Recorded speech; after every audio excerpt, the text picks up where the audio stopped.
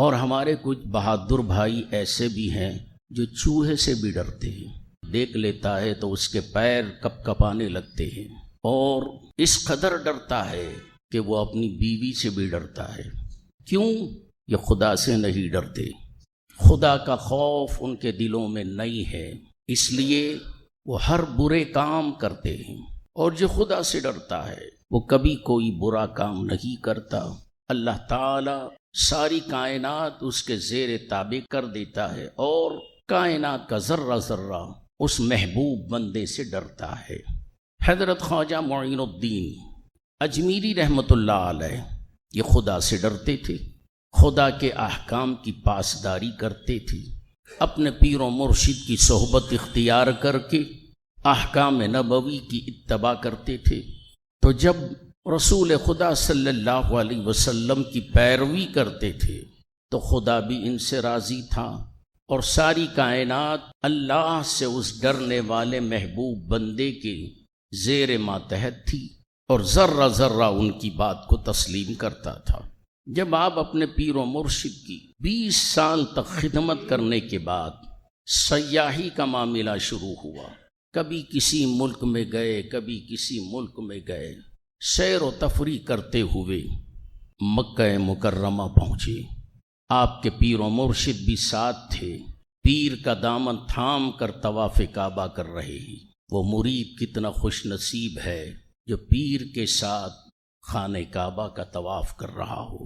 جب طواف مکمل ہوا، حضرت خواجہ عثمان ہارونی رحمۃ اللہ تعالی علیہ نے غریب نواز کا ہاتھ تھاما اور اوپر کی طرف کیا اور فرمایا کہ مولا یہ میرا مرید ہے، اور میں نے اس کو شریعت و طریقت، حقیقت و معرفت، تمام اسرار و رموز میں نے اس کو عطا کر دیے، اور تمام تعلیمات نبوی سے اس کو آگاہ کر دیا، اور جو نبی پاک علیہ الصلاۃ والسلام سے تعلیمات سینہ بسینہ حاصل ہوئے تھے اس کو بھی میں نے اس کو عطا کر دیا۔ مولا اب یہ تیری بارگاہ میں حاضر ہے، اس کو قبول فرما لے، اس کو تو اپنا محبوب اور لاڈیلا بنا لے۔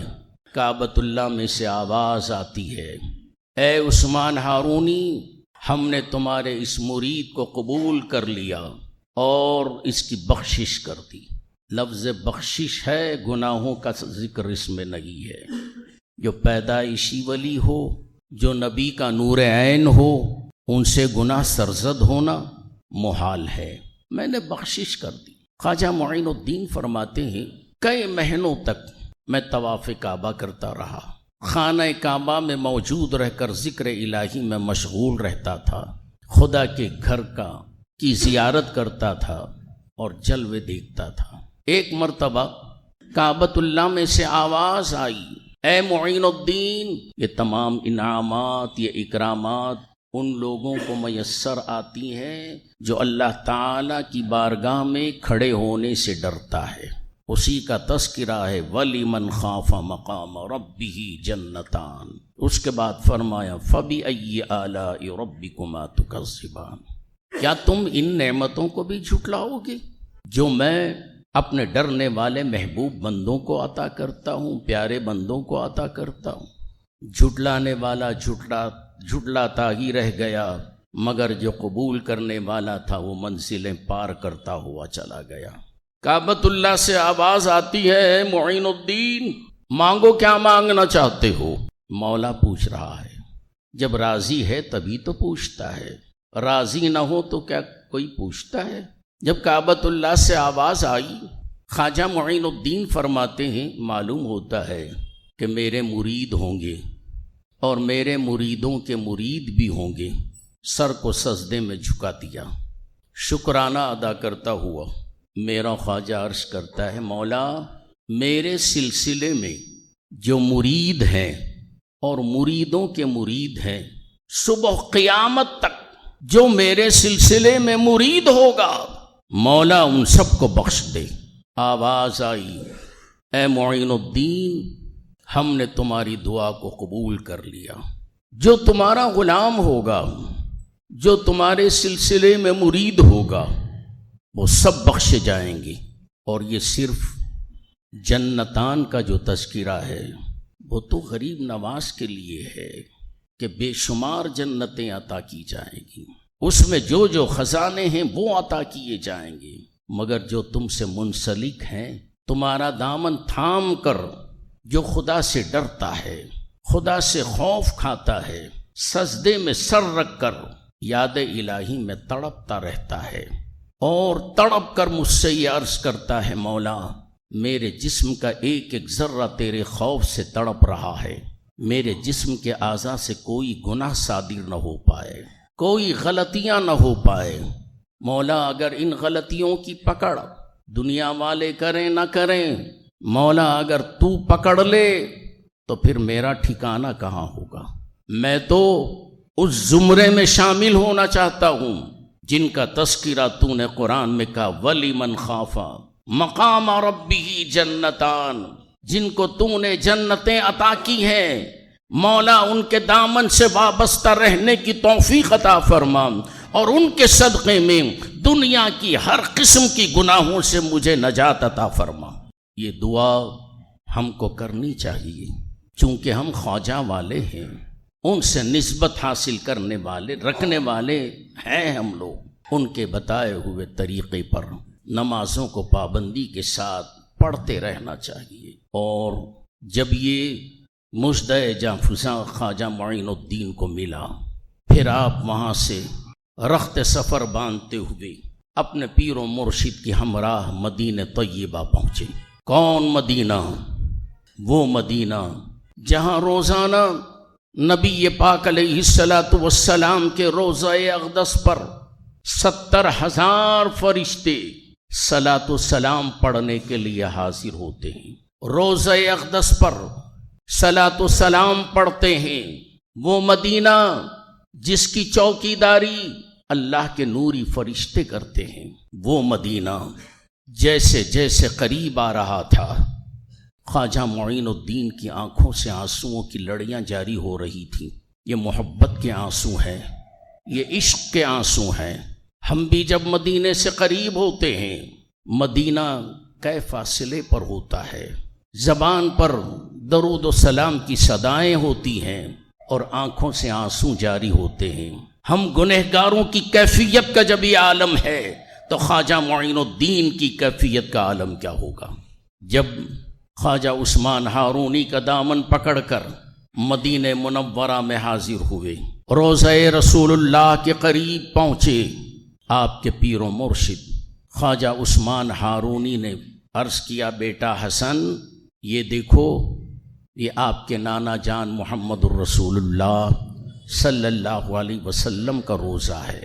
خواجہ عثمان ہارونی کا دامن پکڑ کر مدینہ منورہ میں حاضر ہوئے، روضہ رسول اللہ کے قریب پہنچے، آپ کے پیر و مرشد خواجہ عثمان ہارونی نے عرض کیا، بیٹا حسن یہ دیکھو، یہ آپ کے نانا جان محمد الرسول اللہ صلی اللہ علیہ وسلم کا روضہ ہے، بیٹا حسن ہدیہ سلام پیش کرو۔ خواجہ معین الدین فرماتے ہیں، میں نے ادب کے ساتھ سر کو جھکا کر عرض کیا، الصلاۃ والسلام علیک یا سیدی یا رسول اللہ، تو قبر انور سے آواز آتی ہے، وعلیکم السلام یا قطب المشائخ بحر و بر، سلام ہو تم پر، اے مشائخوں کے خطب، جو خشکی اور تری کے مشائخ ہیں، ان سب کے مشائخ ہیں آپ۔ ذرا غور کیجیے، یہ غریب نواز نے سلام کب پیش کیا؟ میں آپ کی توجہ چاہتا ہوں۔ حضور نبی اکرم صلی اللہ علیہ وسلم کے وصال کے 600 سال کے بعد، 600 سال کے بعد روضہ رسول اللہ پر پہنچ کر غریب نواز نے سلام کیا تو قبر انور سے وعلیکم السلام کی صدا آ رہی ہے، تو معلوم ہوا میرے مصطفیٰ روضہ اقدس میں آج بھی زندہ ہیں اور قیامت تک زندہ رہیں گے۔ اب ان لوگوں کو سوچنا چاہیے۔ اب میں یہ کتابوں کے حوالے وغیرہ نہیں دیتا، جو لکھتے ہیں حضور صلی اللہ علیہ وسلم معاذ اللہ ثم معاذ اللہ مر کر مٹی میں مل گئے، اس کے بعد 6 مہینے تک خواجہ معین الدین اجمیری رحمت اللہ تعالی علیہ نے مسجد نبوی میں قیام کیا۔ بعض روایتوں میں ہے کچھ مہینے تک مسجد قباء میں بھی عبادت گزار رہے، وہاں بھی معتکف رہے، اور پھر مسجد نبوی آئے، 5 گانا نماز با جماعت نماز ادا کرتے تھے۔ ایک مرتبہ نماز فجر کے بعد، اور روزانہ یہ دستور تھا، روزہ اقدس پہ حاضر ہوتے، سلام عرض کرتے۔ فجر کی نماز کے بعد سارے کے سارے لوگ نماز فجر ادا کرنے کے بعد دربار رسول پر حاضر ہوئے، صلاۃ السلام پیش کر کے ایک بعد دیگر رخصت ہو رہی تھی۔ اچانک آواز آئی، معین الدین کو حاضر کرو۔ شیخ الروضہ محراب میں آئے، ممبر پر آئے، اعلان فرمایا معین الدین حاضر ہو، اور جتنے مسجد نبوی میں معین الدین تھے سب کے سب حاضر ہو گئے۔ اب شیخ الروضہ حیران و پریشان، قبر انور سے معین الدین کو حاضر کرنے کی بات آئی، اب اتنے معین الدین ہیں، اس میں کون معین الدین کو پسند کیا اللہ کے رسول نے؟ پھر گئے، سلام عرض کیا، حضور کس معین الدین کو پیش کروں؟ تو قبر انور سے آواز آتی ہے معین الدین اجمیری کو حاضر کرو۔ حالانکہ ابھی معین الدین کی قسمت میں اجمیر نہیں ہے، سنجری ہے۔ جب آپ نے شیخ الروضہ نے یہ اعلان کیا، خواجہ معین الدین خرامہ ممبر کے قریب حاضر ہوئے۔ شیخ الروضہ نے ہاتھ پکڑا اور روضہ اقدس کے پاس لے گئے۔ رسول اللہ صلی اللہ علیہ وسلم کے روضہ اقدس کا دروازہ خود بخود کھل گیا۔ میرے غریب نواز اندر داخل ہوئے۔ جب روضے میں داخل ہوئے، پردے کی باتیں پردے والے جانے، ہم غلام ہیں، جوتیاں سیدھی کرنے والے ہیں، خدموں کے پاس پڑے رہنے والے ہیں، ہمیں کیا معلوم کہ کیا باتیں ہوئی۔ نانا نے نواسے کے ساتھ کس طریقے سے محبت کی، کیا پیار اور محبت کی باتیں ہوئی۔ کیف و سرور کے عالم میں غریب نواز جب باہر نکلے تو فرمایا میرے نانا محترم نے مجھے ہندوستان کی ولایت عطا کی، اور فرمایا اے خطب المشائخ، اے معین الدین، تم میرے دین کے مددگار ہو، تم ہندوستان جاؤ، ہندوستان میں اجمیر ایک مقام ہے، وہاں جاؤ اور وہاں جا کر تم میرے دین کی مدد کرو۔ خوشی اور مسرت کے ساتھ حجرہ اقدس سے باہر تشریف لائے۔ دن گزرا، جیسے جیسے نماز عشاء کا وقت آ رہا تھا کیفیت بدلتی گئی۔ معاً خیال آیا میرے محبوب نے مجھے ہندوستان کو بھیجا، اجمیر مقام بتایا، مجھے پتہ نہیں کہ ہندوستان کہاں ہے، اجمیر کہاں ہے۔ عشاء کی نماز پڑھ کے میں سو گیا، خواب میں میری قسمت جاگ اٹھی۔ رحمت عالم صلی اللہ علیہ وسلم تشریف لائے اور فرمایا اے حسن، یہ دیکھ ہندوستان ہے، سارا ہندوستان کا نقشہ میرے مصطفیٰ نے خواجہ اجمیری کی نگاہوں کے سامنے کر دیا۔ خواجہ اجمیری صبح اٹھے، پھر سلام کیا بارگاہ مصطفی میں اور بتائے ہوئے راستے پر نکل پڑے۔ اور جب مدینہ منورہ سے نکلے، اس وقت تک آپ کے پیر و مرشد مدینے سے نکل کر بغداد آ گئے تھے۔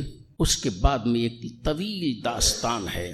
بغداد سے ملک شام سے ہوتے ہوئے بغداد گئے، بغداد میں حضرت غوث اعظم رضی اللہ تعالی عنہ سے ملاقات ہوئی، غوث پاک سے فیض حاصل کیا، اور سفر کرتے ہوئے راستہ چلتے چلتے کئی ہزار لوگوں کو مرید بنایا، مسلمان بنایا، کلمہ طیبہ پڑھا کر ان کے دلوں کو روشن کیا۔ آج بھی ہمارا دل جو روشن ہے نور ایمان سے، وہ حضور خواجہ معین الدین اجمیری رضی اللہ تعالی عنہ کا صدقہ ہے۔ اگر غریب نواز نہ ہوتے تو پتہ نہیں ہم کس مذہب میں ہوتے، کتنے نام ماتھے پہ لگاتے۔ آج ہم مسلمان ہیں، نماز جمعہ کے لیے سب کندھے سے کندھا ملا کر ادا کرنے والے ہیں، ایک ساتھ ہو کے بیٹھے ہیں، اللہ کا نام زبانوں پر ہے، رسول اللہ پر درود پڑھ رہے ہیں، یہ سب صدقہ ہے خواجہ معین الدین اجمیری رحمت اللہ تعالی علیہ کا جن کا عرس شریف آج ہے۔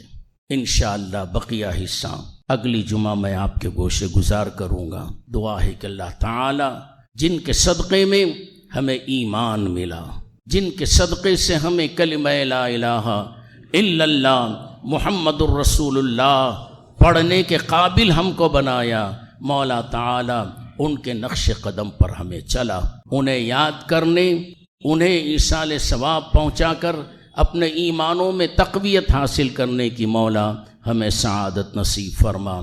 بارک اللہ لنا ولکم فی القرآن العظیم۔